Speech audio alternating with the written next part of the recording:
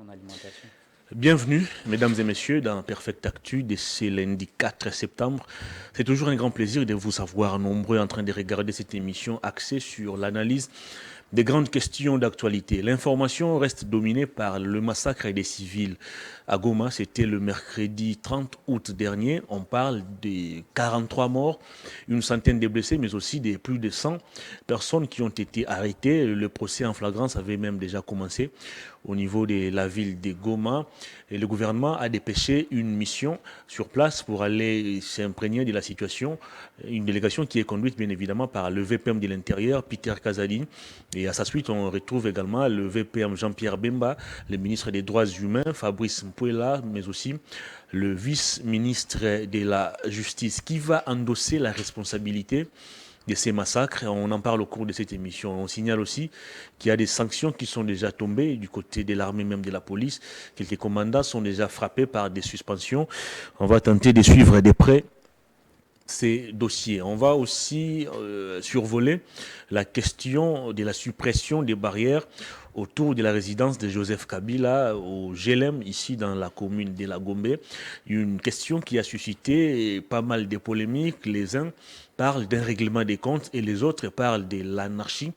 Qu'en est-il de ces dossiers? On va essayer aussi de revenir autour de ça. On va chuter avec les élections. La CENI a convoqué l'électorat depuis le vendredi 1er septembre dernier. Dans quelques jours, les candidats présidents de la République vont devoir déposer leur candidature. Question de s'apprêter pour affronter la présidentielle qui est fixée pour le 20 décembre prochain. Je reçois sur ces plateaux un jeune acteur politique. Il est de l'AFDCA, du sénateur ou du professeur et président du Sénat, Modeste Bahati Lukwebo. Il s'appelle Eric Chiswaka, communicateur, bien évidemment, de l'AFDC. Bienvenue. Merci beaucoup. Très bien habillé. Pas plus que vous. Veste croisée comme les présidents de la République. Merci. Très propre. Merci beaucoup. Très bien. Comment allez-vous? Très bien. Nous allons très bien, en forme. Et nous continuons à travailler pour la République. Vous savez, c'est un grand travail d'être aux côtés de la population, être du bon côté de l'histoire, servir la nation. C'est ce que nous faisons. Prendre le problème de la population congolaise, soumettre ça aux autorités, afin de trouver les solutions. C'est un grand combat. Peut-être les gens ne savent pas ce que nous faisons. C'est vrai, lorsque nous venons à la télé, nous parlons, nous défendons les régimes, mais aussi il y a des moments où nous soumettons de vrais problèmes, il y a des débats que nous faisons. Et voilà ce que nous faisons. Je pense que ça produira de fruits. Vous avez abattu un travail des titans, vous de la FDCA. Vous êtes à la première position des regroupements qui ont réussi à aligner le plus grand nombre des députés pour les comptes des législatives nationales. Mais je n'ai pas compris. Cette question a suscité une polémique, je dirais, inutile au niveau de votre famille politique, l'Union Sacrée. Vous avez suivi la réaction du secrétaire général de l'UDPS, Augustin Kabouya, qui a fait savoir que vous avez atteint ce nombre simplement parce que votre autorité morale se trouve dans les institutions, alors que lui, il est en dehors des institutions et il ne pouvait pas faire mieux. Est-ce que c'est un sujet qui devrait vraiment être prononcé par lui? J'ai beaucoup de respect envers le secrétaire général de l'UDPS, mais il a tapé à côté. Sa réflexion a été une réflexion biaisée d'une autorité que nous respectons. Manque de logique, manque du savoir, mais également aussi de la loi, de la lecture de la loi, puisqu'il a Est-ce qu'il n'a pas aussi raison? Je dirais qu'il n'a pas raison. Vous êtes dans les institutions, lui, comme Non, mais secrétaire écoutez, général du parti, nous il est sommes en dans dehors, nous il sommes- observe de loin. Non, mais écoutez, nous sommes Vous dans avez les... des avantages et consorts. Non, mais écoutez, nous sommes dans les institutions. Mais nous n'utilisons pas des moyens des institutions pour mettre des candidats. D'abord, il devrait lire la loi, de la loi électorale pour comprendre comment il y a des principes pour atteindre les seuils de recevabilité au niveau de la CENI. Et aussi une chose, il dit que nous sommes dans les institutions. Là, il part de parti, il a parlé de l'AFDC de Modeste Bahati, MLC de Jean-Pierre Bemba et les autres partis politiques. C'est vrai que nous sommes dans les institutions, gouvernement et autres institutions. Mais le président est une grande institution, puisque lui, il est secrétaire général d'un parti présidentiel. Ça veut dire, automatiquement, la logique voudrait dire que le président de la République devrait profiter de son statut pour mettre des candidats, etc. Un secrétaire général, c'est un administratif du parti. C'est lui-même qui connaît comment les choses fonctionnent. C'est lui-même qui essaie aussi de jauger sur la performance des cadres. C'est les coachs, l'énergie, c'est les coachs. Il sait quel joueur aligner. Il sait quel joueur aligner. Donc, je comprends qu'il n'a pas réussi. Alors, c'est-à-dire le fait de ne pas réussir, il veut se nettoyer, il veut fuir ses responsabilités pour dire, ben, écoutez, nous n'avions pas réussi. Et aussi une chose, j'ai vu l'UDPS, au-delà du fait qu'il y a certains qui ont posé leur candidature au sein de l'UDPS, il y a des partis mosaïques qu'ils ont créés. Je connais certains que je vois aux médias qui ne se retrouvent pas dans la liste de l'UDPS, qui se retrouvent dans la liste dans les mosaïques. Dans les mosaïques. Je vais citer ici Emmanuel Chubambe. Il est cadre du parti, je le vois souvent dans les émissions, etc. C'est quelqu'un qui est connu au niveau du média. Mais comment un monsieur comme ça qui parle au nom de l'UDPS peut se retrouver dans un parti mosaïque? La responsabilité incombe à qui? C'est pas au secrétaire général. C'est la stratégie du parti peut-être pour avoir plus de députés. Non, je ne pense pas que c'est la stratégie du parti, puisque la stratégie ne peut pas faire en sorte qu'on prenne quelqu'un qui est connu au nom de l'UDPS et dans un parti mosaïque. C'est-à-dire certaines personnes ne pourront pas comprendre comment les choses se font. Donc, chez nous, par exemple, vous prenez Chris Mukendi, c'est vrai qu'il y a des partis mosaïques qui sont mis à place, ce sont des stratégies des partis politiques, mais vous ne pouvez pas prendre Chris Mukendi et les mettre dans un parti mosaïque. Vous ne pouvez pas prendre Patrick Makanga et les mettre dans un parti mosaïque. Bazin Pembe. Vous ne pouvez pas prendre Bazin Pembe. Vous ne pouvez pas prendre Richard Malongo, qui est lui-même le secrétaire général, les mettre dans un... Voyez-vous, c'est-à-dire on s'est tablé. Et si vous jaugez les potentiels, entre guillemets, candidats de l'IDPS, vous verrez qu'ils ont sélectionné YX personnes. Donc, je crois que c'est manquer, quoi dire, c'est-à-dire fuir ses responsabilités. Nous disons l'AFDC est la première force politique. C'est depuis longtemps que nous le disons. Et ce n'est pas une chose à mentir, puisque nous travaillons. Vous savez, nous travaillons 24 heures sur 24 heures. Le président du Sénat, Modeste Bahati, il quitte le Sénat et il rencontre les cadres du parti politique, de notre formation politique. On discute, on échange, des stratégies, on met ensemble. Il peut quitter son bureau à 1h, à 2h du matin pour revenir à 6h ou 7h, voire 8h au travail. Et nous le faisons chaque jour. Dites-moi, est-ce que ce travail ne peut pas produire un fruit? C'est ce que Kabouya fait aussi. Non, il bat les rappels des troupes de temps en temps. Il tient des matinées politiques avec les combattants, les militants, les sympathisants de l'UDPS. Le fait d'être sous le bois ne veut pas dire que c'est travailler. Nous ne sommes pas en train de parler comme les autres, puisque nous connaissons comment le faire. Être sous le bois, dire n'importe quoi, ce n'est pas ce qui nous intéresse. Ce qui nous intéresse, nous, c'est travailler, c'est donner au président de la République la majorité parlementaire. C'est ce que nous faisons, et nous travaillons. Donc, s'il ne sait pas comment le faire, le temps est là, il doit dire carrément que je ne peux pas, et on peut trouver un autre secrétaire général. Très bien. Et pour chiter, toutes les sorties médiatiques du secrétaire général Augustin Kabouya, apparemment, ces sorties sont toujours ratées. Alors, je m'aimerais à ce que l'IDPS puisse trouver, c'est lui qui peut engager les partis dans la communication. On n'est pas tous obligés de parler. Par exemple, chez nous, le secrétaire général Richard Malongo, est-ce que vous le voyez à chaque moment sortir, parler, etc. Je ne le connais même pas. Il est connu comme secrétaire général et c'est un technocrate, c'est un administratif, c'est quelqu'un qui sait organiser les choses. Même la liste, pour présenter la liste, il a fallu qu'il puisse sélectionner le cadre important, les cadres qui peuvent apporter des résultats. Et c'est ce que nous avons fait. Donc, une fois de plus, c'est un chapeau du président de l'AFDC, président Modeste Bahati, mais également aussi du secrétaire général qui est administratif du parc. Donc, nous faisons un travail de titan. Donc, la sortie médiatique d'Augustin Kabouya n'engage que lui. Nous ne pouvons pas rester dans ces théâtres-là. Nous sommes là fixés vers le chef de l'État. Et nous avons dit l'AFDC donnerait la majorité écrasante au président de la République. Très bien. On va retourner du côté de la régie, mesdames et messieurs, pour prendre cet élément de la première dame, Denise Nyakeru Tshisekedi, qui s'est entretenue la semaine dernière avec nos frères et sœurs handicapés ou des personnes vivant avec handicap. Ensemble, ils ont échangé sur des questions qui leur concernaient et on va suivre cela en image. On va s'y retrouver tout juste après. Mais nous allons laisser la place à notre frère Vanoualé, ça fait 5 minutes. Parce qu'il est déjà sur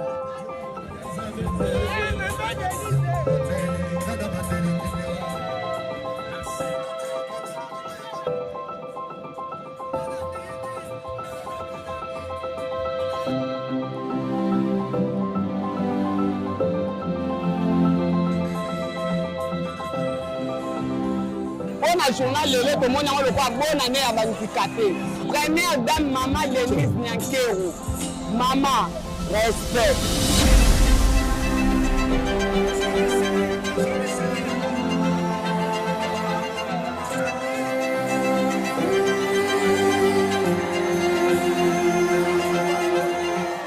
L'activité de ce jour a pour finalité de donner le sourire à toutes ces personnes qui en réalité ne sont pas différents de nous autres.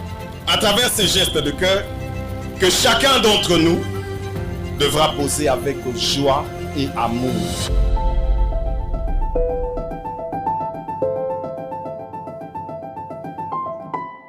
Maloba ezo zanganga pambate, j'ai rêvé ce jour. baza batu bazalaki kondima te ke la distinga kokaki kotika ya ye misala aya pe kokutana na bango te. Je dois vous dire sincèrement merci maman pour na temps oyo disposer pour na koya komona bandeko. Parce que lelo ekozala jour historique. Naebi mutu amokila kosilisa pasi ya mutu te. Mais présence na yo ezo consoler bango. Na kosukisa na koloba boye. Bandeko bomoni bavandi message na bango eza moko. Botalaka pe biso toza bato lokola bino. Merci.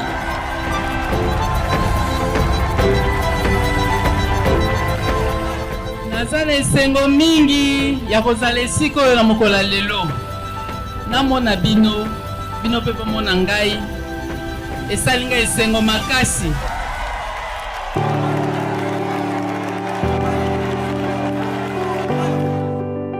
Nayepe kotala bino.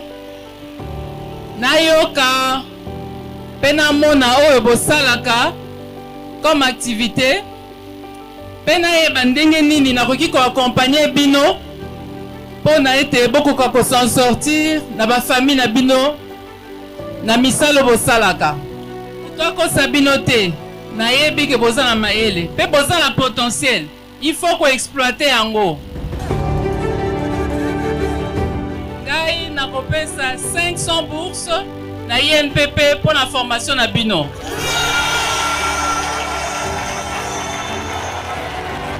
Nayebi ke rentrée scolaire pesa kalate pour na bana.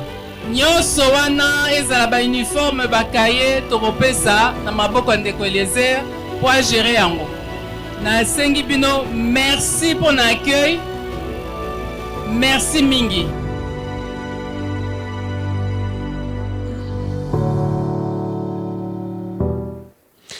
Des retours sur ces plateaux pour parler cette fois-ci de l'actualité ou de ce qui a été retenu au menu de cette émission. Héritier Ngachi et qu'est-ce que j'ai dit, Eric Chiswaka. Bon, de temps en temps, vous êtes avec Héritier Ngachi. C'est un collègue. Très bien. Depuis samedi, on assiste à une scène qui dérange certaines sensibilités. La résidence de l'ancien président de la République, Joseph Kabila Kabange, au niveau de la Gombe, au quartier qu'on appelle, ou à la concession qu'on appelle GLM, il y avait des barrières là. D'abord, samedi, la garde républicaine a été déployée sur terrain et on a failli assister même à un affrontement entre les policiers commis à la garde de cette concession et les éléments de la garde républicaine. Et c'est lundi matin, nous apprenons, on a finalement levé ces barrières, on a même, on va dire, on a démoli ces barrières à l'absence de Joseph Kabila, à l'absence de sa femme. Et selon les informations obtenues des proches de Joseph Kabila, il n'a jamais été saisi par un document dans ses consorts de la justice pour être informé de cette situation. Est-ce que nous sommes toujours dans un état de droit? Est-ce que vous ne risquez pas de donner raison à ceux qui pensent que vous voulez régler des comptes à Joseph Kabila? Nemo sensu tor ignorare lege, qui signifie simplement nul n'est censé ignorer la loi. Ça ne veut pas dire quand on a été président, un ancien président de la République, qu'il faudrait ne pas respecter la loi de la République. Vous vous souviendrez, à un certain moment, le gouverneur de la ville et le vice-gouverneur ont mené une opération coup de pointe, je crois, pour démolir des constructions en archives, mais également ceux qui ont construit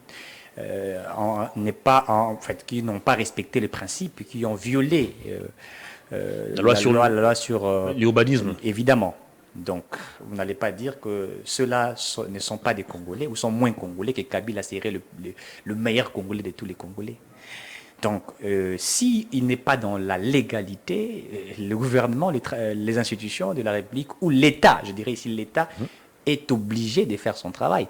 Mais je pense qu'il aurait été saisi. Je crois que peut-être que, vous savez, ceux qui ont pris cette affaire l'ont politisé pour montrer à suffisance que c'est un acharnement. Mais je sais qu'il a été saisi pour le respect de la loi, mais il n'a pas tempéré à ce qui devrait être fait, raison pour laquelle l'État était obligé de faire respecter la loi. Voyez-vous, Joseph Kabila, ancien président de la République, 18 ans durant au pouvoir, n'est pas respecté la loi.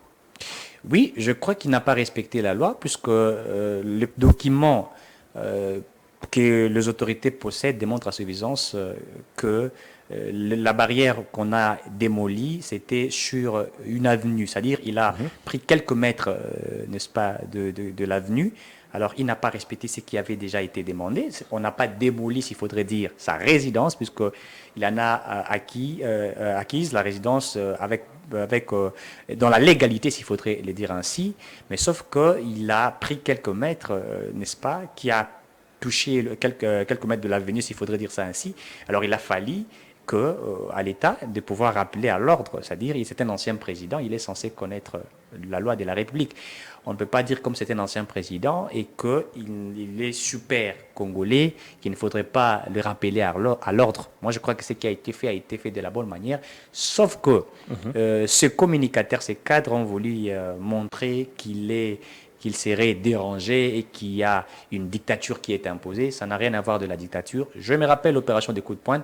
Les maisons même de certains au niveau de la majorité parlementaire du pouvoir ont été démolies. Qui par exemple? Non, ils sont nombreux. Je n'oserais pas citer tout le monde, à moins qu'ils... Quels sont ces dignitaires du régime en place dont la maison a été détruite? Est-ce que vous savez même la résidence? Vous savez même... Tout ce qu'on connaît, c'était la résidence de Néhémie Mouilanya qui avait été touchée ou détruite. Je vais vous rappeler aussi, même le vice-gouverneur Jekoko Moulumba possédait, je crois, une morgue. Il a enlevé de son propre gré.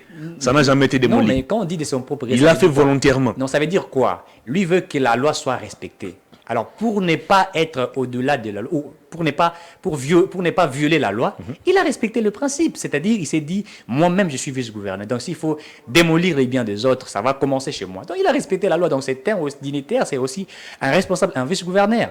Donc, c'est-à-dire que lui n'est pas moins congolais ou plus congolais que les autres. Donc, il est des lions sacrés. Il y a tant d'autres. La liste, il y a vraiment une panoplie de la liste. Je ne pourrais pas citer toutes ces personnes-là qui, du reste, ont essayé aussi de respecter la loi. Moi, je crois que ça ne peut pas poser un problème si nous voulons l'état de droit. Parce que l'état de droit, comme je l'ai toujours dit, c'est le respect des principes, des règles. Même le président de la République est soumis au respect de la loi. S'il viole la loi, je crois que la Constitution est là, il y a des mécanismes qui sont permis pour essayer de les rappeler à l'ordre ou essayer de les diluer, puisque nous respectons la Constitution. Il est garant du bon fonctionnement de la Constitution, c'est-à-dire les institutions, c'est-à-dire il doit veiller sur la bonne fonctionnalité des institutions, mais aussi veiller pour que la Constitution soit respectée.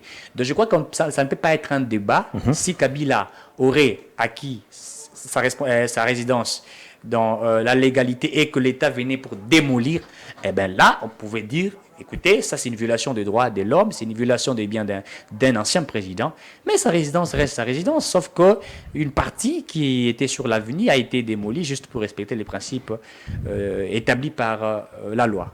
Alors selon les documents qui a été délivrés, je crois, par les services, par la garde républicaine, on parle du désengorgement des quelques avenues de Kinshasa pour enfin éviter les phénomènes qu'on appelle embouteillage. Ouais. Mais vous oubliez qu'au niveau délimité, l'avenue Pétunia s'est barricadée. Pour y accéder, il faut brandir une carte, ou une carte, on va dire. Il y a plusieurs avenues, toujours dans la commune délimitée, qui sont barricadées. Mais pourquoi ne pas commencer là où il y a un grand nombre de la population et vous préférez commencer par Kabila? Non, mais barricader ne veut pas dire interdire l'accès. Non, ça ne veut pas dire interdire l'accès. Vous pouvez... Mais attendez un peu, quand je n'ai pas une carte, comment je vais passer? Vous raccédez... Non, mais écoutez, vous savez, il y a certaines avenues, s'il faudrait dire ainsi, où il y a des dignitaires des autorités qui vivent là et qui s'organisent, s'il faudrait dire ainsi, pour la sécurité de leur avenue, de leur résidence. Ils peuvent s'entendre pour dire, ben écoutez, pour la sécurité de tous ceux qui vivent avec nous, qui sont sur nos avenues ou nos quartiers, il faille que chacune des personnes présente sa carte pour accéder. Ça, c'est une organisation qui s'est faite d'une bonne manière et cela n'est pas interdit. Je n'ai pas vu, moi, ceux qui vivent vers l'immédiat résidentiel, dans ces quartiers, sur cette avenue, dire nous nous sentons en insécurité puisqu'on nous demande de brandir la carte. Ils n'ont pas dit ça. C'est juste une organisation qui est faite de la très bonne manière. C'est là, ce n'est pas... Est-ce que vous reconnaissez que le trafic sur ces différentes avenues n'est plus autorisé comme avant? Ça, au moins, vous les reconnaissez. Non, mais quand vous parlez du trafic, ça veut dire quoi? Vente de biens, vente de tout? Qu'est-ce que vous appelez? Non, mais quand vous appelez trafic des véhicules, on va dire. Non, mais même... C'est-à-dire les véhicules ne savent plus circuler. Non, c'est faux. Sur ces différentes avenues. Non, mais... Comment vous vous dites être congolais, très responsable et marcher sans avoir une pièce d'identité? Bon, entre guillemets, la carte d'électeur qui est aujourd'hui, qui fait office de la carte d'identité. Comment c'est dire être responsable? Et vous sortez chez vous sans pièce d'identité. Raison pour laquelle nous voulions que cela soit... Ailleurs, quand vous voyagez, vous allez aux États-Unis, aucun Américain, aucun citoyen américain, même le résident aux États-Unis ne se promène sans leur carte d'identité. Même en France. Il faut quand même cette notion ici, malheureusement, il n'y a que le chef de l'État qui dispose d'une carte d'identité. Non, mais écoutez, le chef de l'État a lancé... C'est une réalité. Non, mais écoutez, on appelle ça... comment je vais dire, le chef d'État a lancé à l'ouverture comment on appelle ça, j'ai perdu les termes que je devrais utiliser. Le chef d'État a juste laissé un coup de pouce, il faut dire ainsi, c'est-à-dire... Et 3 mois après? Non, mais ce n'est pas au chef de l'État de délivrer cela, c'est à l'ONIP. Là, il faut poser la question à l'ONIP pour dire, écoutez, vous avez délivré ça. Donc, l'ONIP n'avait des moyens que pour offrir une carte d'identité au président de la République. Non, qu'est-ce que vous dites? Le chef de l'État s'est battu pour demander à l'ONIP, le gouvernement s'est battu pour demander à l'ONIP d'octroyer les cartes d'identité à la population congolaise. Et l'ONIP n'a opté que pour le président de la République. L'ONIP n'a pas opté pour le président de la République. Il est le seul Congolais à avoir une carte d'identité. Non, le président a lancé un coup de pouce. Même ses propres enfants n'en ont pas. Non, mais j'ai dit que le président a lancé un coup de pouce, c'est-à-dire il a obtenu la carte pour dire que désormais, vous aurez cette carte. Mais écoutez, il faudrait... mais si aujourd'hui vous dites que le chef de l'État, Félix Tshisekedi, est le seul à avoir la carte de l'État, mais disons-nous qu'au moins nous avons un citoyen congolais, Tshisekedi, qui a une carte d'identité. C'est pas possible. Mais nous avions hier un chef de l'État qui n'avait pas une carte d'identité. Moi, je crois qu'ici, il ne faudrait pas aller plus vite. Il faut attendre que l'ONIP nous donne la carte d'identité. Ça n'a pas de polémique, au fait. Ce n'est pas le travail du président de la République de commencer à distribuer des cartes à chaque citoyen. Non, il laisse le travail à l'ONIP. Lui n'a que lancé un coup de pouce pour dire, après lui, certains auront. Mais je crois fermement qu'avant les élections, je suis convaincu, avant les élections, chaque Congolais aura sa carte d'identité. On revient sur le sénateur à vie. Alors, il y a quelques années, ou on va dire il y a quelques mois, Zoé Kabila, le frère cadet, je pense, de l'ancien président de la République, a vu son passeport être confisqué par l'Agence nationale des renseignements, je pense. Jeannette Kabila a été empêchée une fois de voyager. Lui-même, Kabila aussi, je crois, il a été aussi victime de cette même situation. Et il y a peu, je crois, au mois de juin, la nuit du 1er au 2 juin, le siège de la Fondation Musée Kabila, qui se trouve ici sur le boulevard, a été attaqué, selon ceux qui sont commis à la garde de ces bâtiments, par des commandos. Et pas plus tard qu'hier, c'est la résidence de Joseph Kabila qui fait l'objet, on va dire peut-être, d'une démolition. Est-ce que ce n'est pas une guerre qui est déclenchée ou une chasse à la sorcière qui est déclenchée contre la famille Kabila? Je crois que c'est faux. Personne ne veut à la famille de Kabila. Il faut vraiment le dire ainsi, puisque Kabila est libre de circuler où il veut. Il est libre. Actuellement, il n'est pas à Kinshasa. Je crois qu'il est au Katanga. Au Katanga, il est libre. Il va quitter Katanga pour le Tanganyika. Il est libre. Il n'y a pas un souci pour Joseph Kabila. Sauf que l'État voudrait simplement que chacune des personnes respecte la loi et qu'il y ait, n'est-ce pas, ces respects-là du principe qui sont établis. Je me rappelle, Kabila avait été empêché puisqu'il y avait certaines choses qui n'avaient pas été respectées. C'est-à-dire, partout où M. Kabila doit aller, il faut qu'il respecte aussi comme tout Congolais.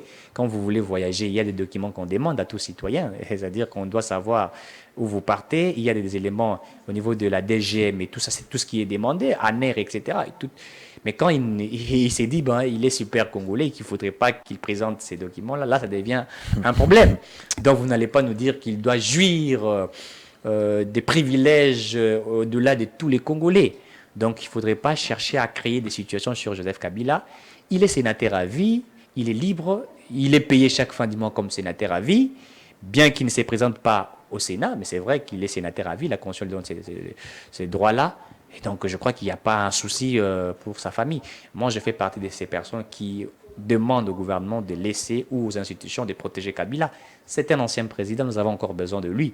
Nous ne voulions pas ce qui a été fait au Gabon, où il a fallu un coup d'État pour faire partir un président.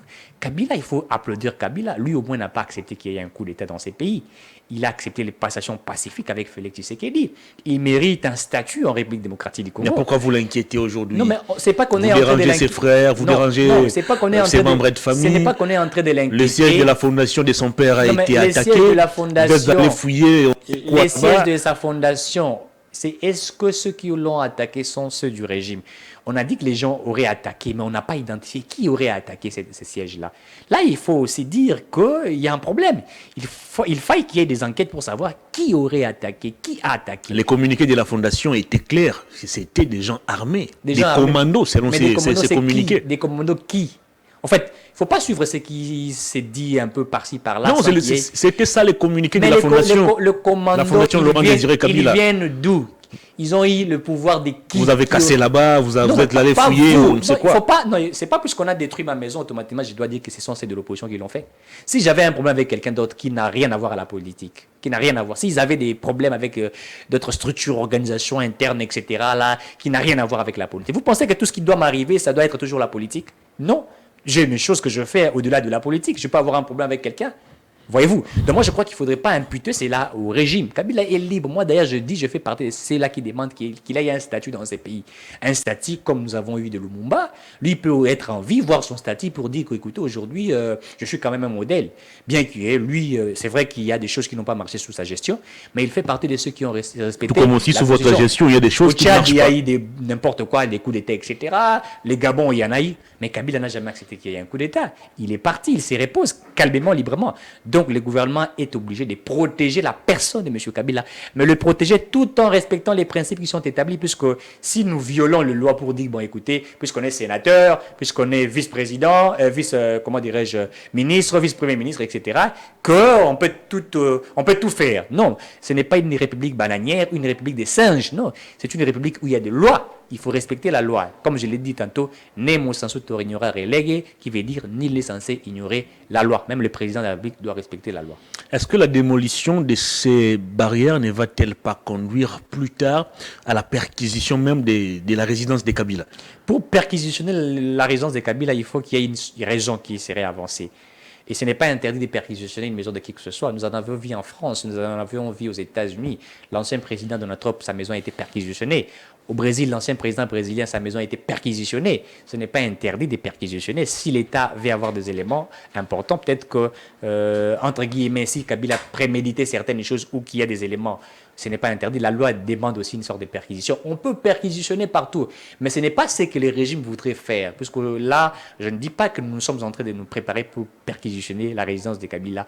Ce n'est pas ce qui est prévu pour faire. Mais nous demandons qu'il soit dans la légalité. Avoir la chronologie des événements tels que je venais de vous l'étaler ici, ça fait quand même penser à tout ça. Non, mais Kabila, lui, n'avait pas respecté la Constitution, il n'avait pas respecté d'autres lois de la République. Ceux qui étaient avec lui ils ont fait n'importe quoi, ils ont acheté comme une... Notamment Bahati Lukwebo. Non, mais jusqu'à ce moment, nous n'avions pas le gouvernement de la République, les autorités. Bahati Lukwebo, il est congolais comme tout Congolais. Non, mais vous évoquez ceux qui ont travaillé avec Joseph Kabila, ils ont fait du n'importe quoi. Ceux qui ont travaillé... Dans il y a aussi Bahati Lukwebo. Ceux qui ont travaillé, s'il faudrait... Qui a été d'ailleurs l'un des plus grands bénéficiaires des ordonnances présidentielles de Kabila. Écoutez, il n'a pas été bénéficiaire des ordonnances de Joseph Kabila. Kabila bénéficiait de son intelligence, de l'éthique, de la déontologie. On ne peut pas dire qu'il a bénéficié. Non, si Kabila a approché Modeste Bahati, puisqu'il trouvait un Modeste Bahati... Non, mais il a bénéficié parce qu'à la fin, Kabila a déclaré qu'il a manqué 15 bons collaborateurs. Donc Bahati Lukwebo ne faisait pas aussi partie de ces 15 bons collaborateurs. Collaborateurs veut dire quoi? Ce sont ses conseillers principaux, les conseillers, le collège des conseillers. C'est pas ceux qui ont été comme des ministres. Non, il n'a pas catégorisé. Dis-moi, Modeste Bahati était ministre. Il ne faut pas interpréter autrement la déclaration de Kabila. Il n'a pas catégorisé. Oui, il a parlé de ses collaborateurs. Bahati Lukwebo faisait partie de ses collaborateurs, oui ou non? Non, Bahati Lukwebo n'était pas collaborateur du président de la République. Il était qui? Non, il n'était pas. Bahati Lukwebo était ministre, et ministre, il est collaborateur, il était parmi des ministres. Il était ministre de l'économie. Ministre de l'économie et collaborateur du Premier ministre. Il n'est pas collaborateur du président de la République. C'est qu'il est patron de l'exécutif. J'ai dit ceci, nous sommes dans un principe, il faut regarder tout ce qui se présente. Modeste Bahati était ministre de l'économie. Et ministre de l'économie est collaborateur du Premier ministre. Qui l'a nommé ministre de l'économie? Écoutez, non, c'est pas les présidents de la République. Non, écoutez, c'est pas les présidents de la République qui nomment automatiquement. Non, on parle, quand vous lisez la Constitution, lorsque vous lisez la Constitution, c'est-à-dire que le Premier ministre, en fait, c'est le Premier ministre qui présente la liste auprès du président de la République. Et qui signe l'ordonnance? Mais le chef de l'État n'a que le rôle de signer. Et c'est une obligation constitutionnelle. Non, c'est pas une obligation parce qu'il pouvait aussi refuser de cautionner. Non, il pouvait, évidemment, il pouvait pouvait refuser nom de pour Boati dire, Lukwebo. il pouvait refuser pour dire au Premier ministre, proposez-moi quelqu'un d'autre. Ah oui. Pas lui, en fait. Il faut scinder les choses comme il se doit. Il doit demander, il doit dire au Premier ministre. Vous savez, On revient dans les c'est une débats. chose très capitale importante. Il faudrait que ceux qui nous suivent comprennent. Le Premier ministre propose au chef de l'État qui doit signer. C'est une liste qui est présentée. Ce n'est pas le chef de l'État qui élabore la liste pour présenter. Non. Le chef de l'État demande la proposition du Premier ministre. C'est pourquoi on dit le Premier ministre et les présidents de la République, c'est-à-dire présentent le programme, en fait, et élaborent le programme du gouvernement. Ils élaborent ensemble en concertation, ça veut dire. C'est-à-dire le Premier ministre présente, les chefs de l'État regardent, et s'il trouve bon, il dit ok c'est bon. S'il ne trouve pas bon, il demande au Premier ministre d'essayer d'améliorer ou de trouver quelqu'un d'autre. C'est ça. Donc ceux qui sont au sein du gouvernement collaborent avec le Premier ministre. C'est pas le chef de l'État. Le chef de l'État c'est mon premier collaborateur, c'est le Premier ministre qui est le patron du gouvernement. La Constitution ne dit pas que le chef de l'État est le patron du gouvernement. Non, on dit que le chef de l'État est garant des bons fonctionnements des institutions. Il veille aux bonnes fonctionnalités. Il ne guide pas cela, il veille pour que cela soit fait dans les respects. Donc, si les collaborateurs du chef de l'État à l'époque n'ont pas RSI, c'est-à-dire que ce sont ses premiers ministres, c'est-à-dire que ce sont ses conseillers principaux, ceux qui ont été avec lui. Donc ça, c'est vraiment une chose. Et aussi, il faut dire, tous ceux qui ont été avec Kabila, ça ne veut pas dire que tous ont échoué. Il y a des gens qui ont réussi. Il y a des gens qui ont fait des exploits. Ils sont là, qui ont travaillé. Je vous donne un exemple. Qui, par exemple? Sous Kabila, nous avons eu un ministre des Sports que j'aime toujours jusqu'aujourd'hui, Denis Kambaye. Je le cite ici, sénateur actuellement. Vous allez dire que ce monsieur-là, quand il fut ministre des Sports, il a échoué? Il n'a pas échoué. Il a été avec Kabila. Il a réussi. Il a réussi dans le football. Il n'a pas réussi dans toutes les disciplines. Puisqu'il était ministre... Il n'était pas ministre du football, non, mais ministre des sports. Sous sa gestion... On a combien de disciplines? Sous sa gestion... Mais on a combien de disciplines? Non, mais il a organisé beaucoup de choses. Même le catch... Quand quelqu'un réussit dans une seule discipline sur 10, vous allez dire qu'il a réussi. Vous savez, en République démocratique du Congo, le football est le sport phare. Partout au monde. Et vous avez bien dit partout au monde. Oui. C'est le sport phare.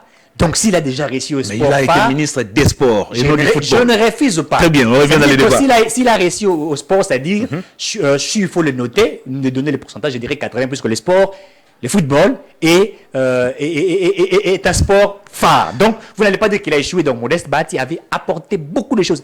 Il y a eu des réformes sur le plan économique. À l'époque, je vous dis, il y a eu beaucoup de réformes sur le plan économique dont Modeste Bahati a géré. Donc, les gens peuvent tout rencontrer. Et Kabila sait que sous sa gestion, Modeste Bahati a fait beaucoup de choses. Posez la question à Matata Pugno avec les troïkas stratégiques. Lorsque Modeste Bahati était ministre de l'économie, il y a eu des réformes. Modeste Bahati a fait des propositions au niveau même de la Banque centrale, du gouverneur, à l'époque au gouverneur de la Banque centrale, sur des réformes. Les cadres macroéconomiques, Matata a parlé, il était Premier ministre, mais les cadres macroéconomiques a été bien traités, élaborés par le ministre de l'économie, par les ministres des Finances, par les ministres... On a compris. Donc, c'est quelqu'un qui a apporté beaucoup de choses. Beaucoup de gens ne savent pas. Il faut fouiner pour comprendre qui est Modeste Bahati. Toute cette gymnastique seulement pour défendre Bahati. Non, ce n'est pas pour défendre la personne, c'est pour défendre celui qui a apporté de réformes. Et que nous soutenons sa vision, puisque c'est un acteur politique majeur et que nous disons l'homme de l'éthique et de la déontologie politique en RDC. Très bien, on va parler de ce qui s'est passé le mercredi 30 août dernier à Goma. On parle d'un massacre de plus de 40 civils par des forces de l'ordre. C'est quand même assez grave. Le gouvernement a dépêché une mission sur place pour s'enquérir de la situation. Des sanctions sont déjà tombées, je crois, du côté de la garde républicaine, mais aussi du côté de la police, je pense. Il y a des officiers qui sont sanctionnés. Est-ce que c'est suffisant pour consoler les différentes familles qui ont perdu leurs membres? Merci pour la question. Vous savez, je vais d'abord parler du fond de la chose. Il faut se poser la question pourquoi il y a eu de morts lors de cette marche-là. Pourquoi il y a eu de morts? Ça, c'est la question fondamentale. Et l'objectif poursuivi, c'était quoi lors de la marche? Demander qu'on puisse lever l'état de siège. Vous savez, j'ai suivi le journal. Non, ils ont parlé du du retrait immédiat des forces onusiennes. Évidemment, ce n'est pas fini. C'était aussi la levée de l'état de siège, puisqu'ils ont dit que l'état de siège pour eux, ils sont en insécurité, puisque les militaires font tout ce qu'ils font, etc. Ce sont des propositions que ils ont élaborées. Alors, vous marchez pour la levée de l'état de siège. Une des mesures prises par le chef de l'État dans ses prérogatives constitutionnelles. Et je l'ai toujours dit, et je continuerai à demander, à défier qui que ce soit, de nous faire une étude comparative entre les 18 ans de Kabila à l'est de la République, je ne prends pas d'autres provinces, sur la sécurité. Quelles sont les mesures que M. Kabila avait prises? et l'évolution. Pourquoi voulez-vous toujours vous comparer à Kabila? Non, mais écoutez... Il vous a laissé tous les 145 territoires intacts. Non, nous ne refusons pas. Aujourd'hui, il y a certaines de nos localités qui sont contrôlées par des forces étrangères. Il a laissé les 145 territoires. Oui, il en a laissé. Mais il n'a pas laissé ces 145 territoires aux Congolais. Ça, il faudrait... Je vais Comment ça? Voilà. Comment ça? C'est-à-dire, il a laissé les 145 territoires, nous avions vu, mais ce qui était là-dedans, opéré, fonctionner, la majorité n'était pas des Congolais, ce n'était pas géré par des Congolais. Au moins, il y avait des gens qui répondaient de Kinshasa dans ces différents territoires. Je ne refuse pas. Oui, mais il y avait... Actuellement, il n'y en a plus. Mais oui, mais ça veut dire quoi? Laissez-moi, non, il ne faut pas dire... Je vais expliquer, laissez-moi le temps d'expliquer très bien. Kabila a laissé les 145 territoires. Tous les territoires étaient là, sans problème. Mais c'est-à-dire, mais c'était géré par qui? Par des Congolais? Non, mais c'est vous qui parlez. Que voulez-vous dire? C'est vous qui dites qu'il y a des Congolais. Puisque... il y avait existence des groupes armés, on est d'accord, mais tous les 145 territoires étaient contrôlés par Kinshasa. C'était contrôlé par Kinshasa. Kinshasa contrôlait tous les 145 territoires, ce qui n'est plus le cas actuellement. L'État à l'époque coopérait, je l'ai dit, je l'ai signé en rouge, coopérait avec de criminels, avec des milices, avec de traîtres qui vendaient la République sans que nous les sachions. Il y avait des accords mis en place, l'accord de l'Émirat, l'accord de Roubavu, les accords existaient. Je vous donne un cas, lisez l'accord du M23, l'accord du 23 mars 2009. On vous dit l'État peut céder ses terres, etc., pour les étrangers, etc. Et tout comme aussi vous avez fait avec l'EAC. Mais aussi d'autres accords signés avec le Rwanda. Laissez-moi finir. Non, vous ne mélangez pas des choses. Vous voulez une étude comparative. Laissez-moi finir. Je vous rappelle aussi des faits. Mais je vais arriver. Laissez-moi aller un peu doucement pour faire comprendre aux autres. C'est-à-dire que les 145 territoires existaient. Mais l'État coopérait avec le traître, avec le Rwanda, avec le Burundi. On exploitait les minéraux. Et ce sont ces pays-là qui en bénéficient. Néanmoins, on est d'accord que Kinshasa contrôlait tous ces 145 territoires. Kinshasa contrôlait les 145 territoires juste sur papier. Quand je dis sur papier, ça veut dire on sait que les 145 territoires existent. Et maintenant avec vous. Mais s'il vous plaît, laissez-moi finir. C'est-à-dire que l'exploitation des minéraux. Moi, je suis expert dans les secteurs des hydrocarbures, dans les minéraux. Je sais de quoi je parle. Je sais ce qui se faisait. C'est-à-dire que l'État congolais, Kabila et les autres opéraient, voyaient ce qui se faisait. On exploite les minéraux, on envoie à Kigali, on envoie au Burundi, on envoie ailleurs, et ils bénéficient. Et nous, on ne bénéficie presque rien. C'est-à-dire que les 45 territoires existaient, mais rien, il n'y avait pas les contrôles. C'est ce que vous faites aussi. S'il vous plaît, on parle aujourd'hui de l'accord, laissez-moi d'abord finir, laissez finir. Gettler possédait des concessions des minéraux, des blocs pétroliers. Il pouvait tout faire sous le contrôle des Kabila. Mais les 145 territoires... C'est la même situation aujourd'hui. On parle des Primaires. Voilà ce qui a été fait. L'accord de cette histoire des Primaires. Voilà ce qui a été fait. Qui fait perdre au pays plus de 500 millions chaque mois. Voilà ce qui a été fait. C'est quoi la différence? Vous êtes allé conclure aussi des accords avec le Rwanda. Non, nous n'avions pas signé des accords avec le Rwanda. Il l'a fait la prison, pourquoi? Dans l'objectif, s'il vous plaît, nous n'avons pas signé l'accord avec le Rwanda dans l'objectif d'hypothéquer notre pays. Non. Nos accords à nous que nous avons signés, mais ces accords sont vus de tous. Vous pouvez lire les clauses des accords, même des avenants qui sont ajoutés. Mais l'accord de l'Émirat, qui en savait? L'accord de Roubavu, qui en sait? L'accord du M23, qui en savait? Ça veut dire que des accords signés, il est caché. Mais nous, on peut signer des accords, des coopérations économiques, et à la RTNC, la chaîne nationale, on brandit ces accords. Tout Congolais a le droit de signer et même de critiquer. Voilà des avancées. Et vous allez dire que Tshisekedi a caché quelque chose. Rien n'a été caché. La coopération économique, c'est octroyer comme ça le contrôle total ou le monopole de nos minéraux à la société primaire, je pense. C'est ce que vous appelez coopération économique. Quand nous parlons de coopération, c'est-à-dire c'était win-win, comme les Américains disent, gagnant-gagnant. L'État contrôlait sur l'amont des opérations et l'aval des opérations. Je prends par exemple le secteur des hydrocarbures, c'est-à-dire Perenco qui exploitait, n'est-ce pas, le pétrole, l'État était là pour veiller, la zone hydro qui existait pour contrôler ces opérations. L'État octroyait des contrats avec l'exploitation. C'est-à-dire que l'État veillait sur toutes ces choses-là, alors que hier, c'était une chose qui ne se faisait pas. Mais c'est la même situation aujourd'hui. Je vous parle de l'accord primaire. Non, mais dans l'accord primaire, mais vous pouvez lire ces accords. Dites-moi dans ces accords. Vous avez octroyé le monopole de nos minéraux à cette entreprise saoudienne. Écoutez, lorsque vous dites que nous avons octroyé le monopole... Ce sont des révélations d'un député national. Non, mais je vous dis, ce n'est pas n'importe qui. Il n'en maîtrise pas, puisque... mais comment ça? Vous savez, il y a ce que nous appelons, quand il y a le contrat, je prends par exemple un seul contrat. Le contrat je suis expert dans ça. Vous avez affaire à celui qui en maîtrise.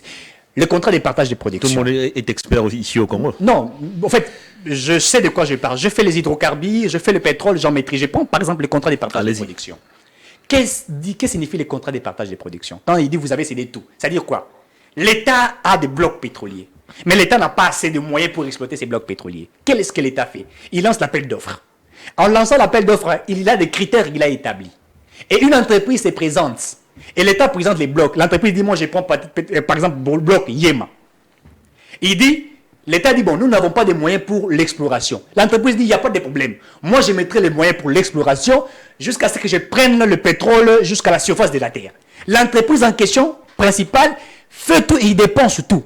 Et lorsqu'il y aura des bénéfices, c'est-à-dire il y aura maintenant le partage qui sera fait.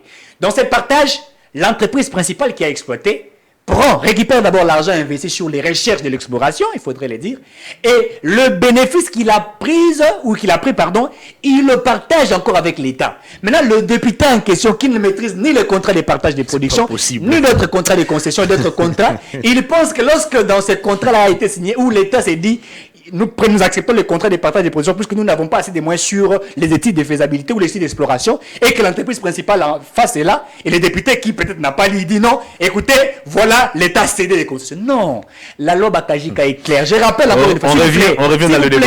Je rappelle encore à ces députés qui, entre guillemets, membre de l'Union sacrée d'ailleurs. Peut-être qu'ils n'en maîtrisent pas. Être membre de l'Union sacrée ne veut pas dire qu'on maîtrise beaucoup de choses. Que dit la loi Bakajika?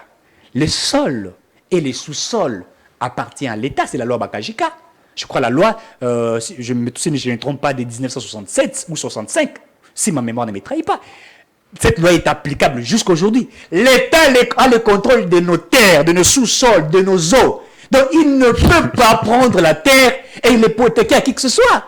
Donc le député ne peut qu'écrire ce que j'ai dit et en maîtriser. Il est face à un jeune expert qui maîtrise ce secteur-là. Très bien. Donc il ne faudrait pas ici qu'il massacre des civils à Goma. Pour dire n'importe quoi. Massacre des civils à Goma, vous avez dépêché une délégation gouvernementale conduite par le VPM de l'Intérieur. Dans sa suite, il y a le VPM de la Défense, les ministres des Droits humains, mais aussi les vice-ministres de la Justice. Que devons-nous attendre de cette délégation? Est-ce que la vérité va-t-elle éclater à l'issue des enquêtes qui seront peut-être déclenchées, sachant que dans ces pays, on a toujours du mal à avoir les conclusions des enquêtes. Il y a beaucoup d'enquêtes qui ont été déclenchées, mais à ce jour, on n'en sait pratiquement rien. J'avais suivi, je le disais tantôt ici, j'ai suivi une presse étrangère dont le gouvernement du Rwanda déplore les massacres qui s'est fait en République démocratique du Congo pour dire le gouvernement congolais s'est attaqué des Banyarwanda au Congo qui ont marché. Je l'ai dit puisque je l'ai suivi. Alors, si vous dites que ceux qui ont marché seraient des Congolais, entre guillemets, et que le Rwanda réclame à ce qu'on a tué ses citoyens, faites-moi les liens. Puisqu'ils marchaient pour la levée de l'état de siège et d'autres choses qu'ils ont évoquées. Est-ce que vous comprenez que dans ces pays, comme Bosse le disait, quitter les groupes armés et qu'il y a certains qui ont mis des moyens pour utiliser, je ne dis pas que tous sont de Banyarwanda, il y a aussi certains Congolais qui se sont laissés faire dans ce genre de jeu pour que le chef de l'État prenne d'autres décisions en levant l'état de siège, en fait que cela puisse continuer dans l'ère de voir de l'exploitation illégale de nos minéraux et faire n'importe quoi. Je me rappelle du chef de l'État. Il était clair lors de son discours.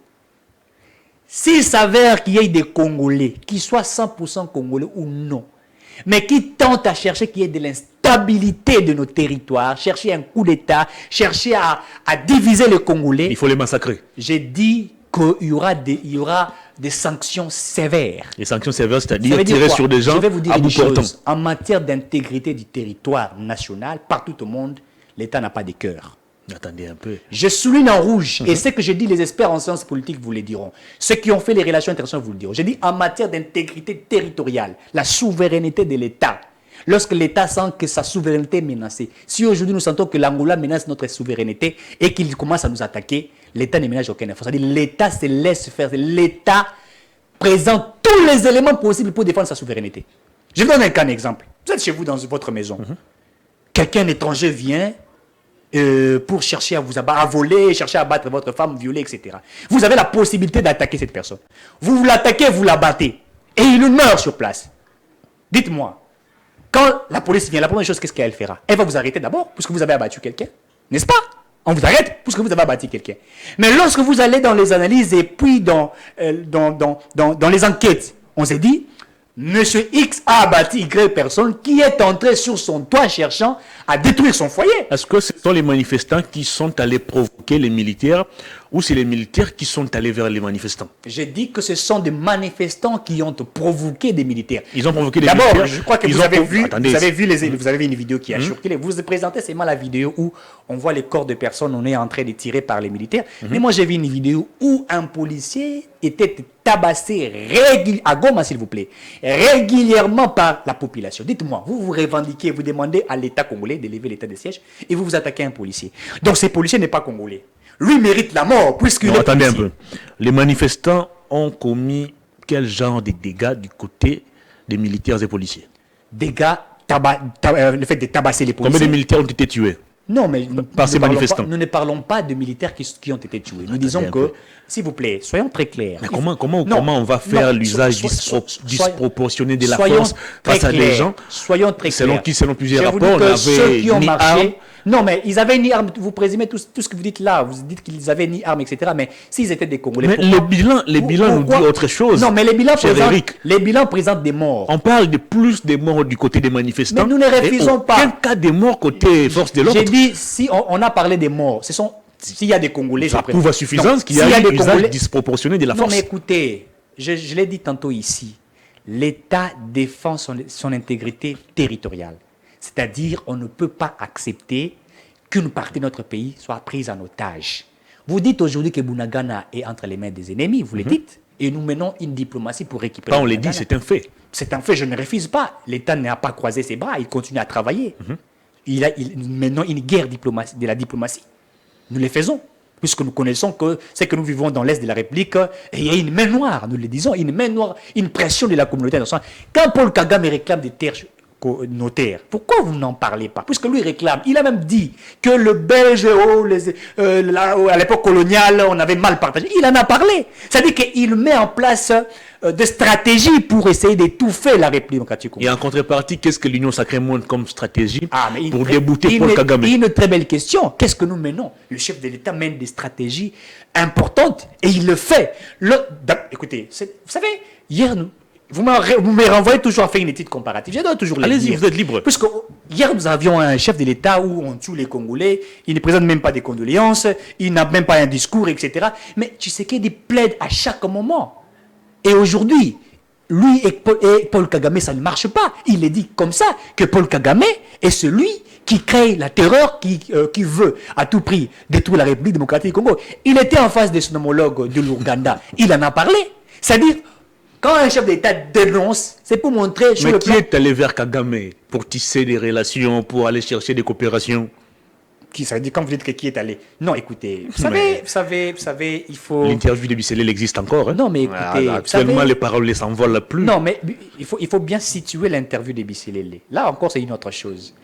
Lorsque Tshisekedi est devenu président, la première option levée par le président Tshisekedi, c'était la paix dans la sous-région, la paix entre nos pays voisins, ceux qui nous entourent, les 9 voisins qui nous entourent. C'était ça la paix. C'est-à-dire, nous avons dit que le guéguerre que nous vivions à l'époque avec le Rwanda, nous pouvions aujourd'hui mettre ça de côté, travailler entre frères. C'est pourquoi il appela Kagame mon frère, c'est-à-dire mettons tout de côté, travaillons.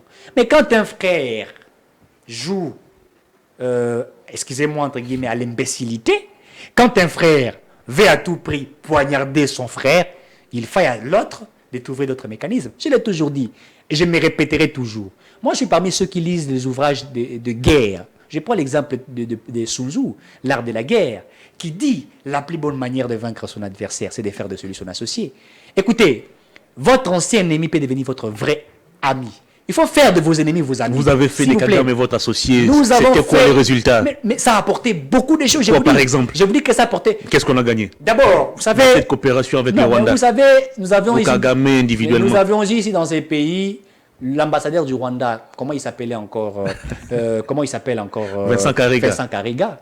Lorsqu'il a été chassé dans ces pays, et le Rwanda, s'il vous plaît. C'est ça les produits de la coopération? Non, mais laissez-moi finir. Vous ne voulez pas que je puisse arriver à la fin. Allez-y. Je prends l'exemple de ces. J'attendais que tu puisses me dire Je- au moins non, mais- les points positifs Je de vais la vous- mais- coopération Fachi, Kagame.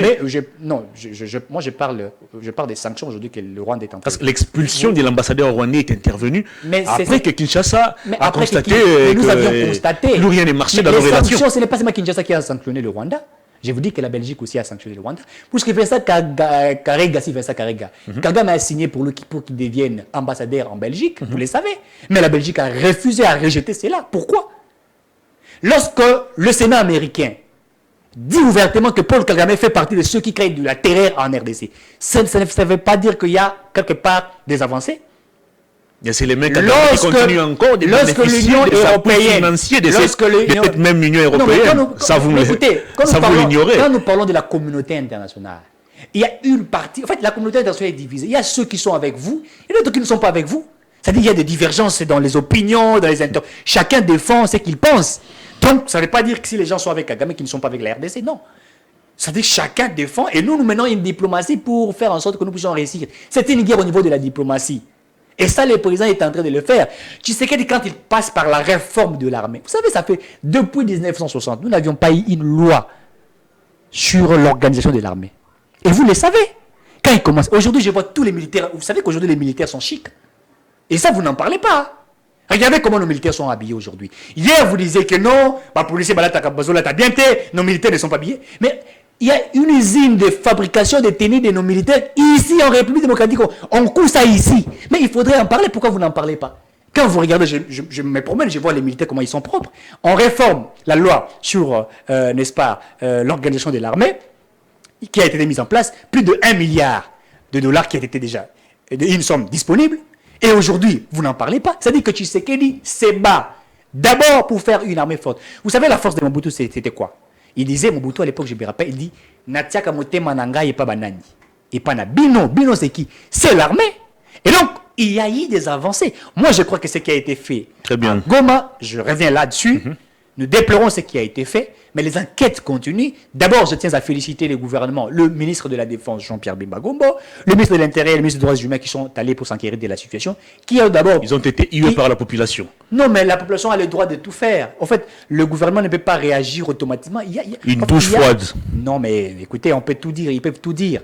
D'abord, le premier sanction, je vais encore faire une étude comparative. Hier, quand on a battu, est-ce que les policiers étaient sanctionnés? Dites-moi. Rossi Moukend, quand il est mort, on a tiré sur lui, les policiers ont tiré sur lui. Vous avez vu le ministre de l'Intérieur de l'époque où le gouvernement sanctionnait ces gens-là, les condamnait? Non.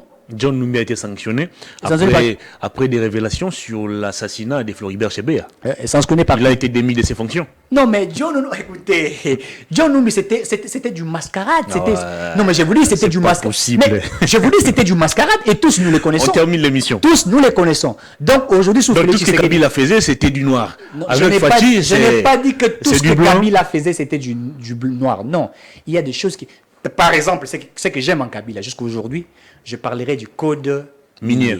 Je suis d'accord avec lui. Un code minier qui ça nous a profité. Je vous ai dit, sur la voie d'être vandalisé par vous. C'est faux. Non, c'est faux. Je l'ai dit, moi, je travaille dans les secteurs des hydrocarbures, dans les secteurs des énergies, dans ces secteurs-là. J'ai vous dit, il y a eu des réformes. Ça, je les félicite, je l'applaudis. Je vous ai dit tantôt ici, Kabila, aussi les protéger comme Congolais, il doit jouir de la protection. Mais il y a des choses qui n'ont pas avancé, notamment la sécurité de la population de l'air bien.